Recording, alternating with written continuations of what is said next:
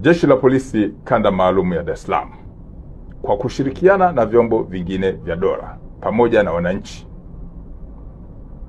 linaendelea kutimiza majukumu yake ya msingi ya kuzuia vitendo vya kihalifu, lakini pia kupokea taarifa mbalimbali kutoka kwa wananchi wema zinazohusiana na masuala ya kuzuia vitendo vya kihalifu, ikiwa ni pamoja na kuwakamata wale ambao wanapanga njama za kufanya vitendo vya kihalifu.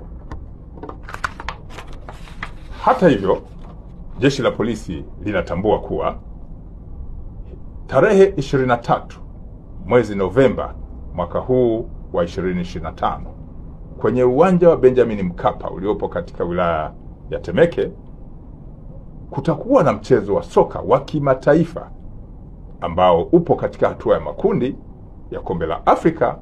Mchezo huo ni kati ya timu ya soka ya Simba ya Dar es Salaam pamoja na ile ya Petro Atletico ya Angola.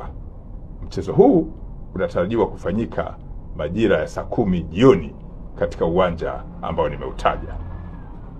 Kuelekea mchezo huo, mashabiki na wapenzi wa soka mbalimbali mnakumbushwa kujiepusha na vitendo vilivyo kinyume na utaratibu wa soka na uvunjifu wa amani katika eneo hilo la mchezo na nje ya uwanja ambao unatarajiwa kuchezwa mchezo huo.